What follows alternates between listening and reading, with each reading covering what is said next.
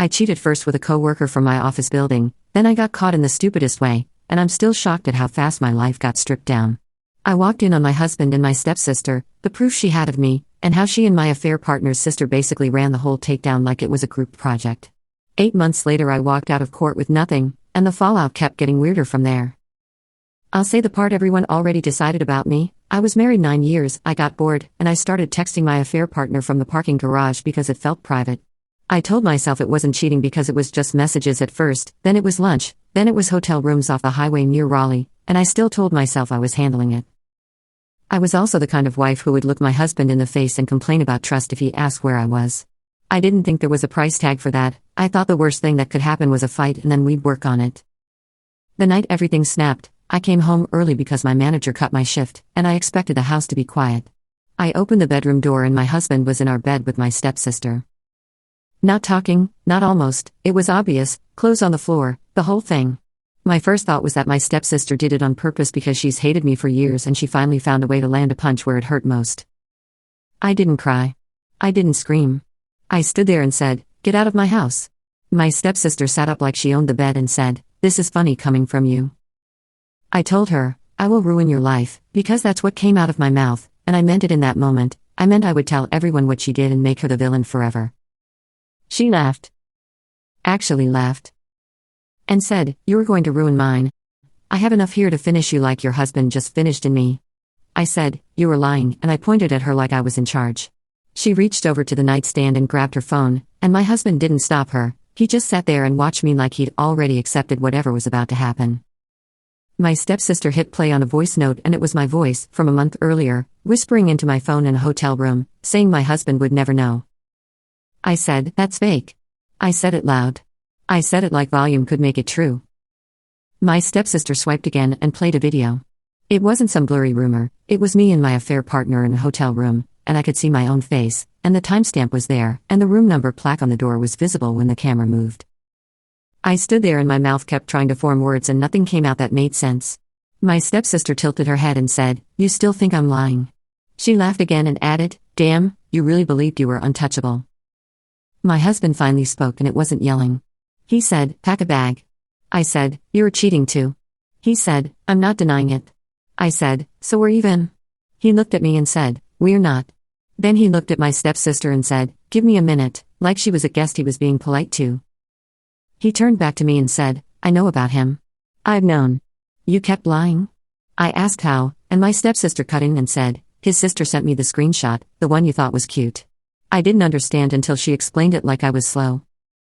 My affair partner's sister was friends with my stepsister from college. They'd been close for years, trips, birthdays, all of that.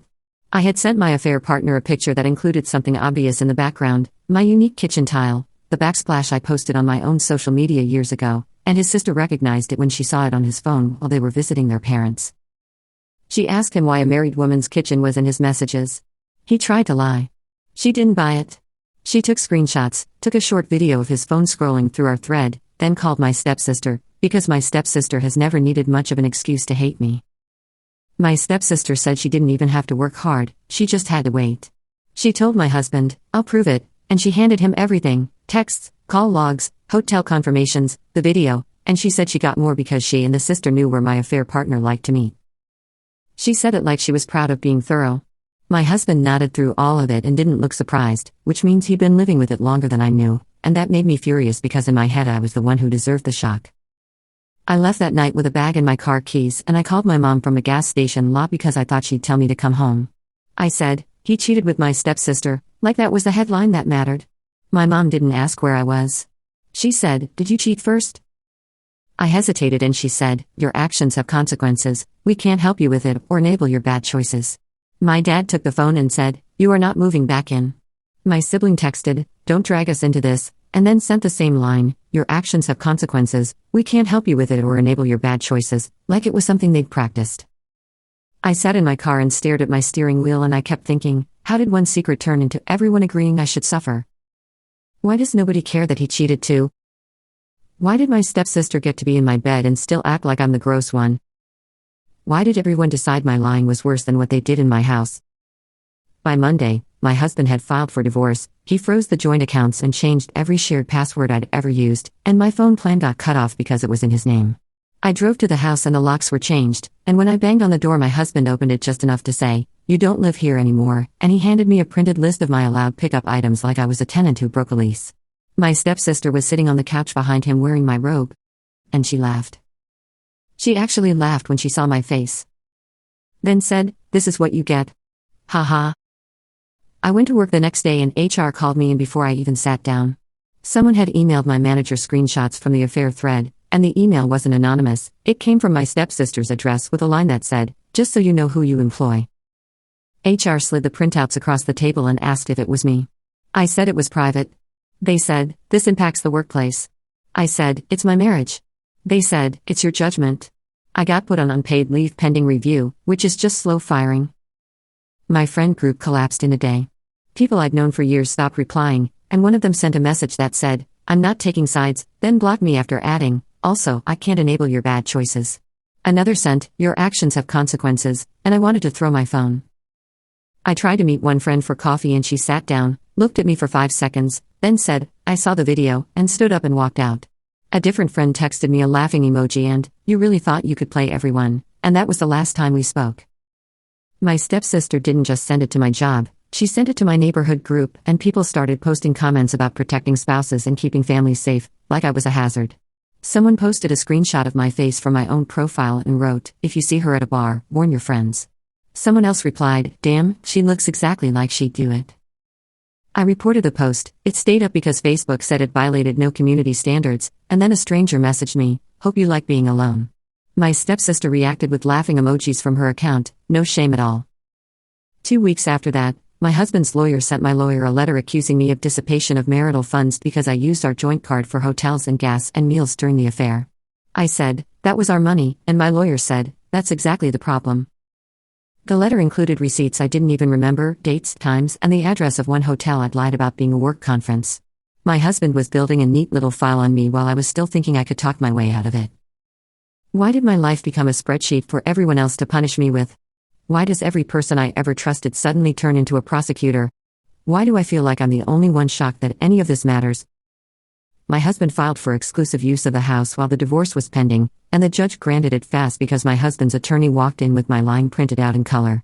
I tried to argue, he cheated too, and the judge asked my husband if he had anything to say. My husband said, "I did what I did after I learned what she did, and I'm not hiding it." The judge looked at me and said, "You lied repeatedly." I tried to say I was working on honesty, and the judge shut me down and said, "This is court, not a place where you can start learning how to quote work on your honesty." Unquote. I left the hearing with a paper that basically said I couldn't go home except for scheduled pickups with notice, like I was dangerous. The scheduled pickup was humiliating. My husband's brother showed up to supervise and stood in the doorway with crossed arms while I grabbed clothes and toiletries. My husband didn't speak. My stepsister walked past me in the hallway and said, "Don't take anything that isn't yours," like she was the wife now.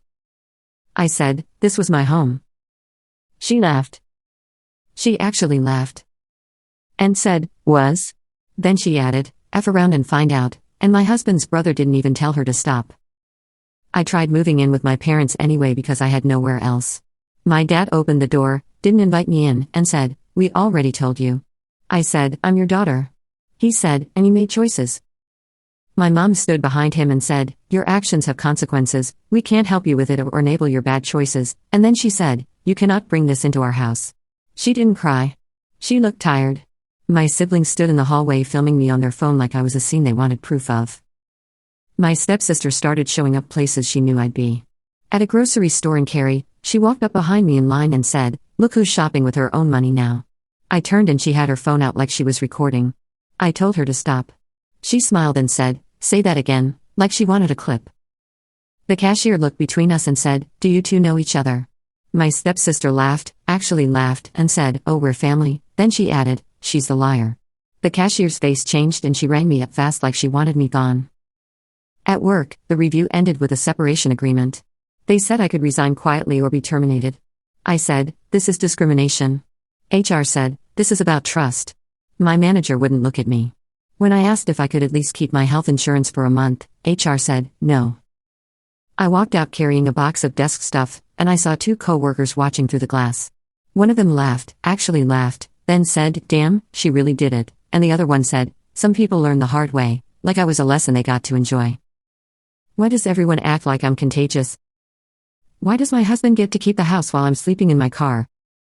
Why does my stepsister get to stand near my life and call herself family after what she did? 8 months later, I got nothing. No alimony. No payout from the house. No sympathy. The judge said adultery barred support in this state, and even if it didn't, my lying made me not credible. My lawyer tried to argue that my husband cheated too, and the judge asked, did he deny it? My husband said, no. The judge looked at me and said, did you deny yours? My mouth opened and my lawyer's hand touched my arm like a warning. I said, I didn't mean to hurt anyone, and the judge said, that isn't the question. The final order said the house stayed with him because it was premarital and my name was never on the deed, and the judge also ordered me to reimburse some of the money I spent on the affair because it came from joint funds. I walked out with a debt and a box of paperwork. The weird part is I thought divorce meant you at least get something. I thought 9 years meant something. I thought being the wife meant there was a baseline. I sat in the hallway outside the courtroom staring at the order, and my stepsister walked past with my husband, holding his arm like she was the injured party. She looked down at me and said, guess your mouth finally cost you. And she laughed. Actually laughed. Then added, no alimony, that's wild. My husband didn't smile, he just kept walking, and that almost felt worse because it meant this wasn't fun for him, it was just cleanup. Trying to find housing was surreal. Every application asked if I'd been involved in a civil judgment or if I owed court-ordered reimbursements. I tried to answer in a way that sounded temporary. Landlords ran checks. One called me and said, we're going with a different candidate. Another said, we don't take applicants with recent court orders. A third one in Durham asked me, is this the same thing that's on Facebook? And I said, it's private, and he said, not anymore. I ended up in a weekly motel off I-40 because it was the only place that didn't ask questions up front, just wanted a card. Then my car got repossessed. I missed payments because the accounts were frozen and my job was gone, and the lender didn't care why. I walked outside the motel and my car was gone and I stood there with my bag and my motel keycard and I felt my face go hot. The front desk clerk watched me through the window. When I went in to ask if they saw what happened, the clerk said, tow truck, and then laughed. Actually laughed. And said, rough week, like it was a joke. I tried to get a new job and my divorce became a background check problem. Not because divorce is illegal, but because people Google. I said in an interview in Chapel Hill and the hiring manager asked, is there anything you want to tell us about your public online presence? I said, I don't know what you mean. She turned her screen and it was a screenshot of the video thumbnail, blurred but recognizable, and a caption with my first name and cheater. She said, we can't have this attached to our brand. I said, that's revenge porn. She said, then handle it, and ended the interview. My family got stricter. My mom texted me a list of local resources and said, this is what we can do. I said, I need a place to stay. She replied, your actions have consequences, we can't help you with it or enable your bad choices. My dad sent a message that said, do not come here. My siblings sent, stop playing victim, then blocked me again. Even my aunt sent me a single line, you broke your home, don't break ours, and I stared at it like I was the one being unreasonable for needing help. Why does a mistake erase your right to survive? Why is everyone allowed to punish me forever for something that happened inside a marriage? Why am I the only one who thinks my stepsister's role should matter here? My husband's lawyer filed to garnish wages before I even had a stable job because the reimbursement order was sitting there accruing penalties. I got a part-time cashier job in Raleigh, and 2 weeks in, payroll called me in and said, we received a wage withholding order. I said, from who? They said, court. I said, I haven't even caught up. They said, we have to comply. I walked back to my register knowing my check was going to be smaller than it already was, and a coworker whispered, is that about your cheating thing? And I said, it's personal, and she laughed, actually laughed, then said, personal gets real public, and kept scanning items. My stepsister kept pushing. I got a message from my landlord at the motel saying someone called asking for my room number, and the front desk refused, but they wanted me to know. I asked who called. The clerk said, a woman, and then shrugged. That night someone slid a printed screenshot under my door, the courthouse photo of me crying in the hallway, and beneath it someone wrote in marker, still lying. I went to the front desk and asked if they had cameras. The clerk said, not for the hallway, and I didn't believe him, but he wasn't going to help me. I tried reporting the video and screenshots as harassment, and the officer I spoke to asked, did you send it to him originally? I said, yes, privately. The officer said, that's not good. I said, so I'm punished twice? He said, "Be careful who you trust," like I was 12. When I asked if they could make people take it down, he said, "We can take a report," and handed me a card like that was protection. I walked out and felt stupid for thinking any system would care about my embarrassment when my own choices started it. My social circle got replaced by strangers who recognized me. On a bus in Raleigh, a woman stared at me, then said to her friend, "That's her," and they both laughed, actually laughed. The woman looked at me and said, "You still out here?" And I didn't answer because what do you even say? Another time at a gas station, a guy behind me said, "Cheaters don't get sympathy," and I said, "I'm not asking for it," and he said, "Good," like he'd won. I found out my husband was dating a new woman seriously when a mutual posted a photo of them in Charlotte at a holiday market. The caption said something about fresh starts. The new woman looked like a normal adult with a normal life, nice coat, clean smile, and she looked comfortable next to him in a way I never did near the end. Someone commented, "He upgraded," and my stepsister replied with laughing emojis. I stared at that photo until my phone died, then I charged it and stared again because it felt unreal that he got a warm life while mine turned into buses and motels. Why does he get a clean restart when I'm stuck with a label? Why does honesty after cheating count more than cheating itself? Why am I the villain in every version of this story, even the one where I walked in on them? I posted AITA because I needed someone to tell me I wasn't crazy for thinking the punishment was way beyond what I did. I wrote it like I was being reasonable. I said yes, I cheated, but I didn't deserve my stepsister sending videos around. I didn't deserve losing everything. I didn't deserve a judge acting like I was dirt. I thought people would at least say the stepsister was wrong too. The replies were brutal. Yes, AITA, you cheated first and lied. You don't get to decide what reaction is fair.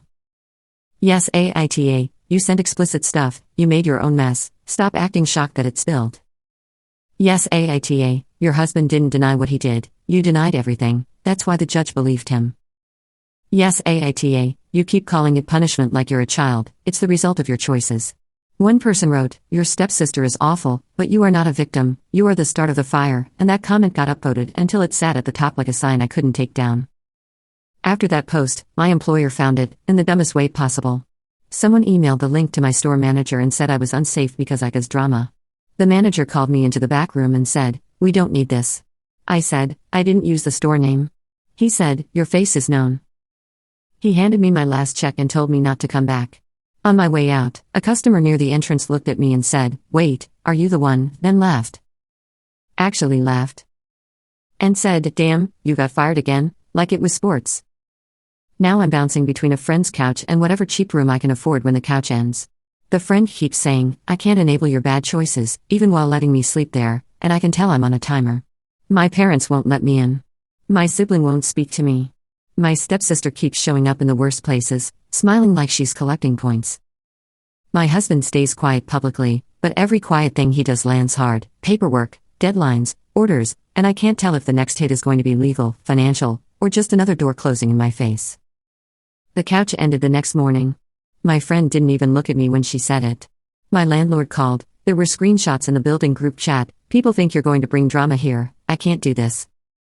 I said, "You promised a week." She said, "I promised," before I got 30 messages. Then she hit me with the same line everybody uses like it's a magic spell: "Your actions have consequences. I can't help you with it or enable your bad choices." She handed me a trash bag for my clothes like I was leaving camp. I dragged my bag down the stairs and there was a folded paper taped to the lobby bulletin board with my face on it, printed from a screenshot, and the words "Do not let in" written in thick marker. I ripped it down and the building manager came out and said, "Put it back." I said, "That's harassment." He said, "It's safety." I said, "Safety from what?"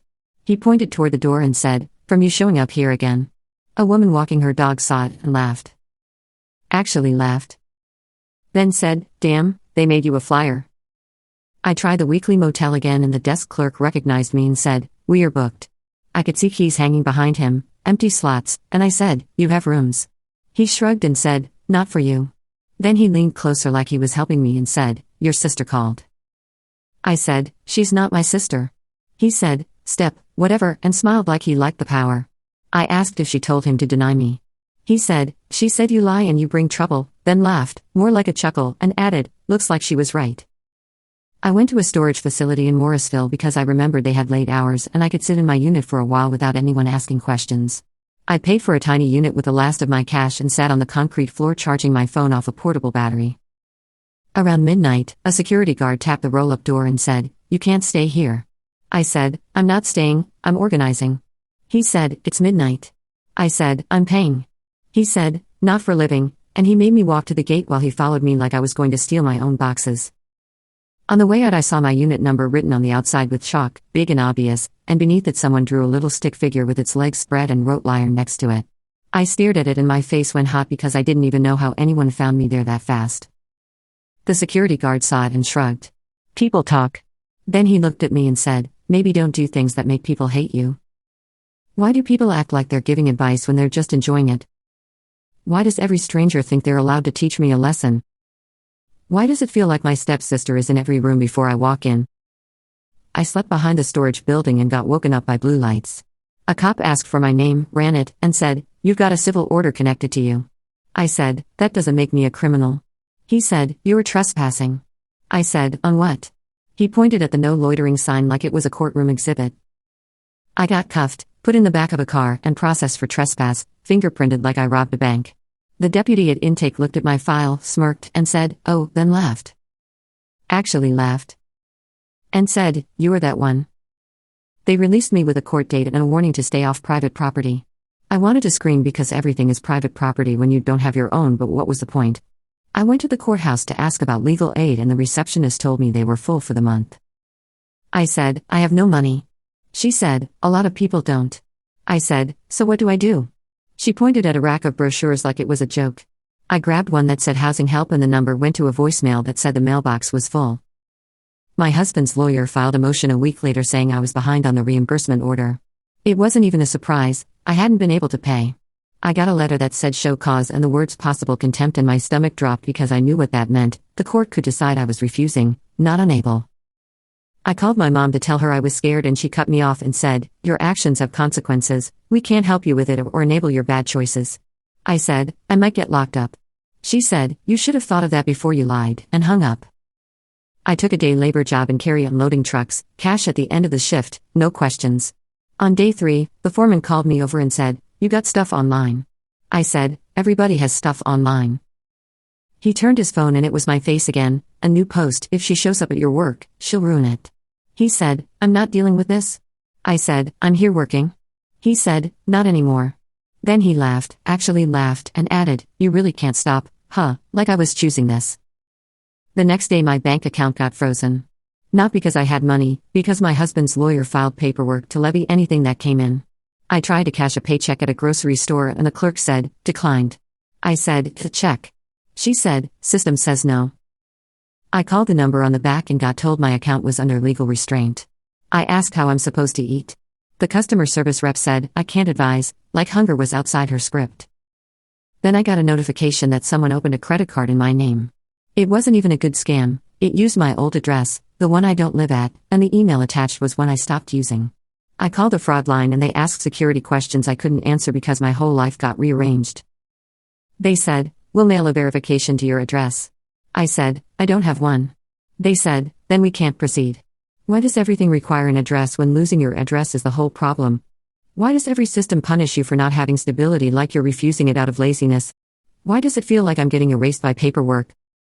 My phone number started getting spammed with calls from strangers yelling at me. Not sales calls, angry calls. You home-wrecking clown, leave him alone, you deserve hell. I kept blocking and they kept coming from new numbers. I realized my number got posted somewhere with my name attached. I went to change my number and the carrier said I owed a past due balance on the family plan, the plan my husband closed, and they couldn't issue a new line until it was paid. I said, that's not my debt. The rep said, it's on the account, and that was it. I tried to apply for a new apartment using a prepaid card and a friend's address with permission, and the application portal crashed and locked me out. When I called support, they asked for my reference number and then said, we have a note on your profile.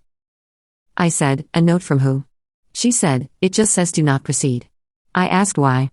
She paused and said, I can't see why, ma'am, and her voice got colder like she was lying to avoid saying it out loud. I posted again online asking if anyone knew how to get a doxing post taken down and someone replied, stop pretending you're the victim. Then another person commented my storage unit location, the one I never posted, and wrote, she's hiding here. I deleted the post and my hands shook so hard I dropped my phone. A minute later I got a message request that said, nice try, with a laughing emoji. I wanted to throw up. I took a bus to Charleston because I convinced myself distance would break the chain. I told myself if I left the triangle area, nobody would care. On the bus, a woman across the aisle stared at me, then said, "I know you," and she pulled up her phone and showed her friend, and they both laughed. They both actually laughed. Then the woman said, "Damn, you're really traveling with your scandal, like it was funny. Why does it follow me like a shadow when I'm not even trying to be seen? Why does every move I make feel like it was already anticipated? Why does my stepsister feel closer than my own family?" In Charleston, I tried a shelter intake and the worker asked for my name, typed it, then looked up and said, "We can't place you." I asked why. She said, "We had a warning from another agency." I said, "About what?" She said, "Conflict." I said, "I'm not violent." She said, "We're not discussing it," and handed me a list of other places like she was doing me a favor. One of the places on the list was the same one I was standing in. I tried gig work, food delivery on a borrowed bike, and it lasted 2 days. On day 3 my account got deactivated for safety concerns. I appealed and they responded with a copy-paste email that said, "We are unable to reinstate." A friend who still half talks to me told me she saw a thread where people were mass reporting my profile with the reason harassment. I asked who started it. She sent me a screenshot of my stepsister replying, "Do your part." I stared at it until my screen dimmed. I found a support group meeting in a community center and walked in thinking at least those people would get it.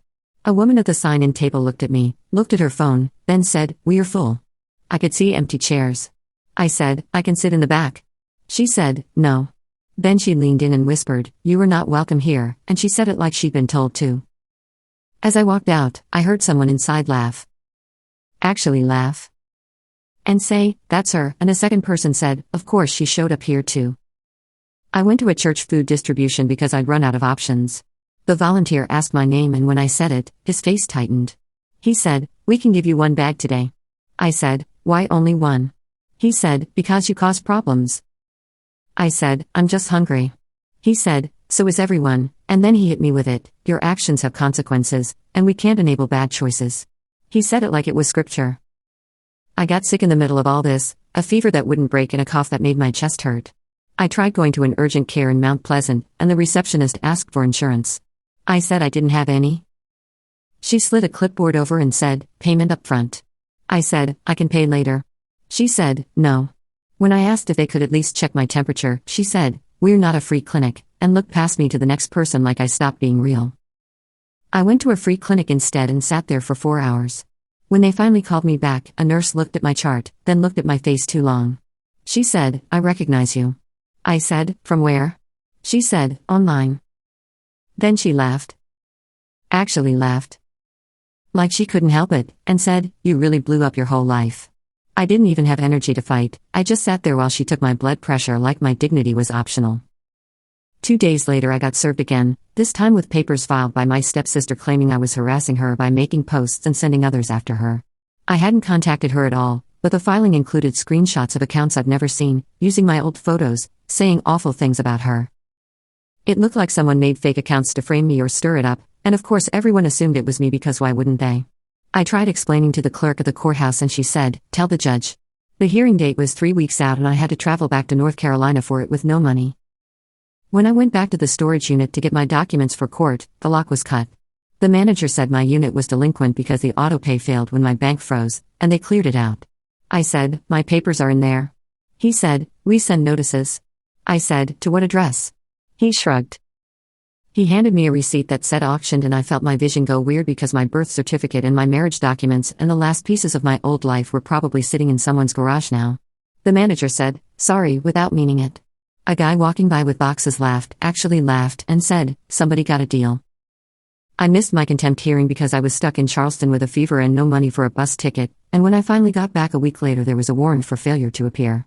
Not a dramatic manhunt, but it meant any police contact could turn into cuffs. I found out the hard way when I got stopped for jaywalking, of all things, and the officer ran my name and said, "There's a warrant." I said, "It's civil." He said, "It's still a warrant."